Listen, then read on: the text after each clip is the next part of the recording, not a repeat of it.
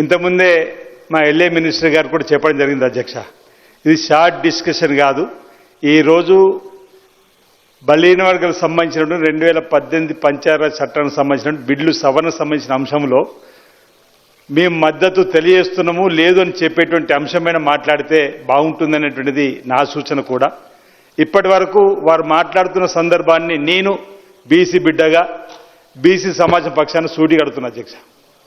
ఈరోజు ఈ తెలంగాణ ఇదే శాసనసభలో గౌరవ ముఖ్యమంత్రి రేవంత్ రెడ్డి గారి ఆదేశాలతోటి క్యాబినెట్లో కూడా 42% రిజర్వేషన్ ఇవ్వాలని చెప్పి ఒక నిర్ణయం తీసుకున్న తదుపరి బీసీ సంక్షేమ శాఖ మంత్రి పొన్నం ప్రభాకర్ గారు బిల్లు ప్రవేశపెట్టడం, చట్టం తయారు చేసుకోవడం, రాజకీయ విద్య ఉద్యోగాలకు సంబంధించి షెడ్యూల్ లైన్లో చేర్చాలని చెప్పి మనం పంపినటువంటిది. ఈ తెలంగాణ శాసనసభలో సై అంటూ మీరు కేంద్ర ప్రభుత్వంలో ఎందుకు నై అంటున్నారు, దానికి సమాధానం చెప్పాలి. మీ సూటి ఇదివరకు 10 సార్లు అడిగినాం అధ్యక్ష. ఇప్పుడే మా గౌరవ ముఖ్యమంత్రి గారు 5 సార్లు లేఖలు రాసినాం. ప్రధానమంత్రి గారి అపాయింట్మెంట్ లేకపోవడం వల్ల మేము అఖిలపక్షాన్ని తీసుకోలేకపోయినాం చెప్పినటువంటి మాట.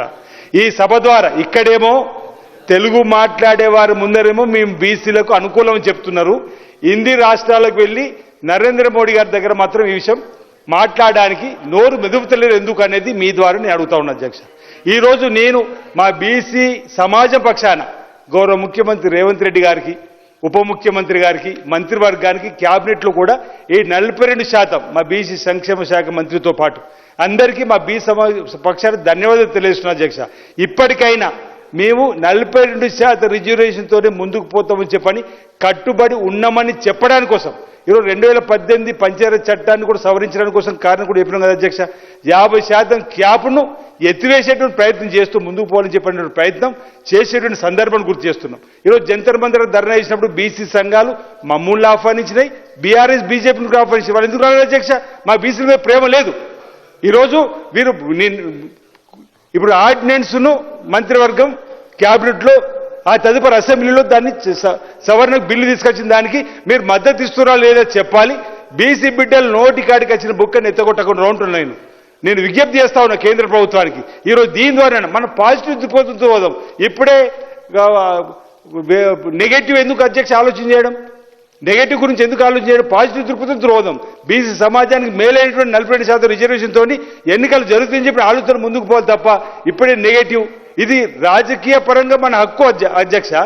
ఈరోజు బలహీన వర్గాలకు సంబంధించినటువంటి 42% ఒక హక్కుగా ఈరోజు ఈ తెలంగాణ శాసనసభ అవకాశం కల్పిస్తే దీనికి మద్దతు ఇవ్వాల్సింది పోయి ఎందుకు మీరు కేంద్ర ప్రభుత్వం ద్వారా నయంటుండే దానికి సమాధానం చెప్పి ఈరోజు ఈ బిల్లుకు మీరు మద్దతు ఇస్తున్నారు చెప్పాలని చెప్పిన సందర్భంగా నేను మనవి చేస్తూ, ఇప్పుడు ఈ సందర్భం గంగుల కమలాకర్ గారు మాట్లాడినప్పుడు నేను మా పార్టీ కూడా, మా బీఆర్ఎస్ పార్టీ కూడా ఈ 42% రిజర్వేషన్ ఉందని, కానీ కులగాని జరిగినప్పుడు కేసీఆర్ గారు, కేటీఆర్ గారు వాళ్ళు పాల్గొన్న అధ్యక్ష. ఆ రోజు కూడా మేము అన్నాం కదా, ఈరోజు కపట ప్రేమను వద్దంటున్నారు మా మీద. ఈరోజు మా బీసీల మీద కపట ప్రేమ చూపించకండి, సవతి తల్లి ప్రేమ చూపించకండి.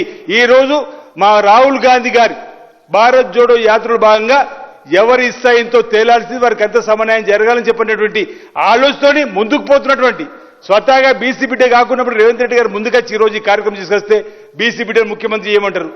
ప్రతిపక్ష నాయకుడు మీరే ఉంటారు, ఇక్కడ రాష్ట్ర అధ్యక్షుడు మీరు, సామాజిక న్యాయ అధ్యక్ష మా పార్టీ జాతీయ అధ్యక్షుడు మల్లికార్జున ఖార్గే ఉన్నారు, మన ప్రదేశ్ కాంగ్రెస్ కమిటీ అధ్యక్షుడు మహేష్ కుమార్ గౌడ్ గారు ఉన్నారు. ఈరోజు సామాజిక న్యాయం కాంగ్రెస్ పార్టీతో సాధ్యం అధ్యక్ష. ఓబీసీకి సంబంధించిన కార్పొరేషన్ చేసి అన్నపై సిల్వర్ అధ్యక్ష. ఈ విధంగా రాజకీయాలు మాట్లాడి మాకు కూడా రాజకీయాలు మాట్లాడడానికి అవకాశం మా దగ్గర కూడా వారి చిట్టా వారికి సంబంధించిన మా దగ్గర కూడా ఆ అంశాలు రాజకీయ కోడలు మాట్లాడడానికి కోసం మా దగ్గర కూడా పాయింట్స్ ఉన్నాయి. ఇప్పుడు ఆ అంశంలోకి పోకుండా ఈరోజు 2018 చట్ట సవరణ బిల్లు అయితే 2019 మున్సిపల్ సంబంధించినటువంటి చట్ట సవరణ బిల్లుకు సంబంధించి మేము అనుకూలమా లేదని చెప్పి ఈ డిస్కషన్ ముగించి బీసీ బిడ్డలకు న్యాయం చేసే విధంగా మీరు కేంద్రంలో ఉన్నటువంటి అధికారులు కాబట్టి మీరు సహకారం అందించాలని చెప్పని బీసీ సమాజ పక్షాన్ని నేను కోరుతున్నాను అధ్యక్ష ఈ సందర్భంగా.